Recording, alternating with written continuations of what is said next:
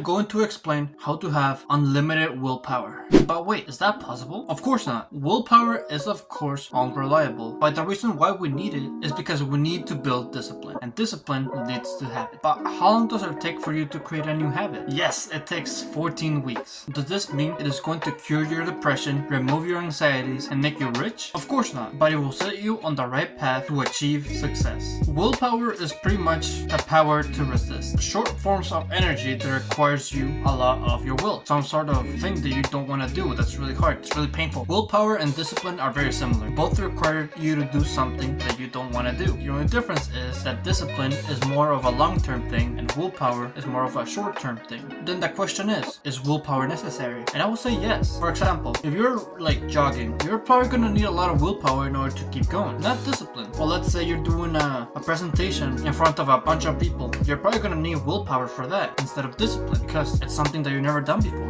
Willpower is mostly used when it comes to stuff that you haven't done before or something that's really hard that you know it's hard. It is so essential. It's literally what gets you up in bed. For example, this morning, I did not want to wake up out of bed. It was just way too comfortable today. But I used willpower in order to get up. But how do we get more willpower? Well, the same way you would train a muscle. You do more of it. If you do stuff that requires you more willpower, then the chances of you doing stuff that requires willpower will become much more easier. Same thing with discipline. If you do things that you don't want to do for a long period of time, despite your emotions telling you to do otherwise, well, if you do it anyway, you build more discipline and hence being able to be used in the future. Pretty cool mug, right? It's Vegeta.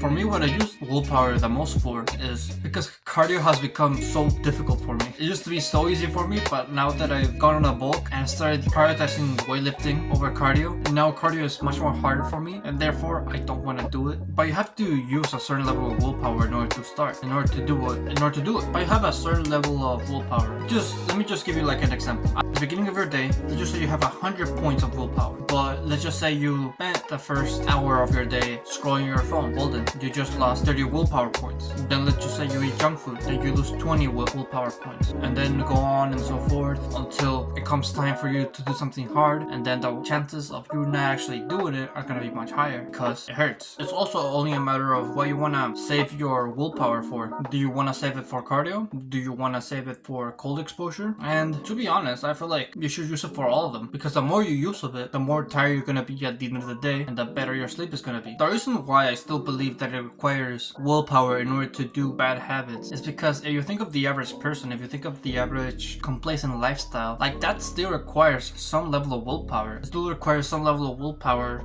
to get your phone, to take a shower, to order food. But since their baseline is so low, it's gonna require willpower to do the simple things. What we need to do is increase your baseline. That way we can only use your willpower when it comes to harder things. An example for me would be cold exposure. I still remember like I started doing cold showers last year and it was so hard. It required so much of my willpower because I didn't want to do it, and it was so hard to do at that moment. But throughout like the whole year, now cold showers have become so much easier. I can just hop on a cold shower, just get out of it like it was no problem. But before I would just be like, I'd be like shivering and stuff, and I'd be like traumatized, I guess. I don't know, it was so painful. That's what I'm trying to get at. My point is, since my baseline is at a whole nother level, I'm gonna have to need a higher level of pain, I guess, in order to use more of my willpower. And once again, if we use it more, the more we have. I would have to like do cold plunges, get like a tub and just fill it up with ice and just jump in straight up naked, just straight up jump into a pit of ice. That would hurt a lot, but it's the kind of level of exposure that I would need in order to improve my willpower. I also want to get something clear. I also want to get willpower and discipline. I want you to know the difference if you don't know already.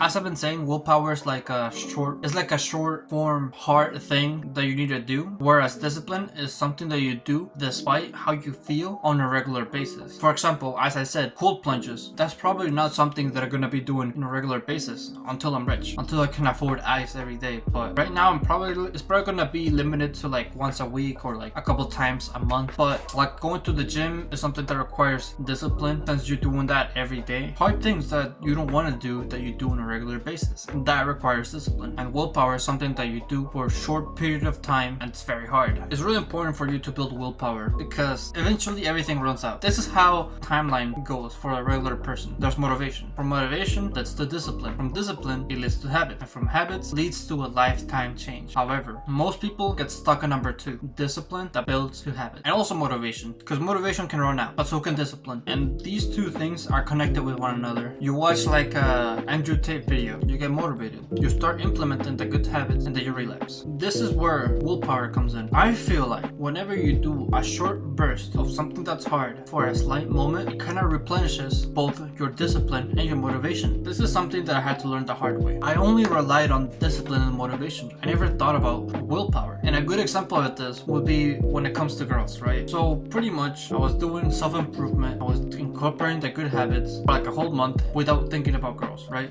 The month passes and the next month I relapse. You know why I didn't do this? Because I was too afraid to do a short burst of something that's hard, which in this case was talking to girls. If I would have done that, even if I would have gotten rejected, the fact that I did it would have motivated me even more, and therefore I would have been more disciplined. Let me just give you like a random example, another one. Let's say you don't really want to go to the gym.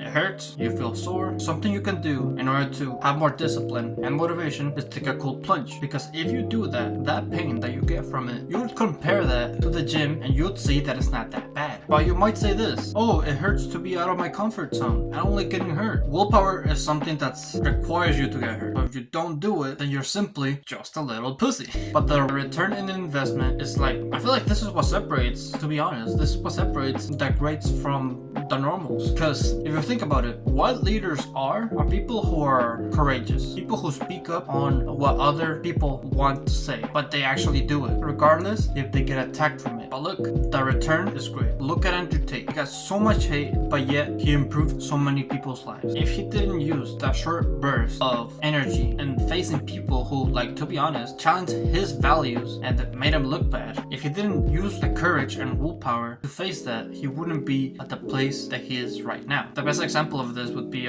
his talk with peers. Like, you can see that he's actually in a vulnerable place where peers like makes him look bad, but he could easily just like agreed with him, but he stuck to his values and stepped forward and spoke his mind. That's something that requires both discipline and willpower and courage. So you gotta have all these traits. You want to have it all? Well, you have to have it all. So with that, I actually have something for you to do. You're not getting off this video that easily. Next time you take a shower, have it a cold shower. That's my action. That's your homework. If you don't do it, you're a little bitch. Okay? Take a cold shower tonight or tomorrow. If you don't do this, I'm gonna be very angry at you. Okay, well, yeah. Seriously, do it. It's your action step. This is my first one. Do it. With that, I also wanted to let you know something else. I have a paid service where I pretty much make your own schedule for you. It's down in the description below. I pretty much ask you like a bunch of questions and I try to make the best schedule for you to maximize both your school, your work, whatever, like your gym. I just try to pretty much make it so it's your ideal day where you get most of your work done. So if you're interested, the link is in the description below. And with that, thank you for watching this video. If you like to, be sure to leave a like, subscribe if you're new or if you like my channel, and always remember to live your life like there's no tomorrow.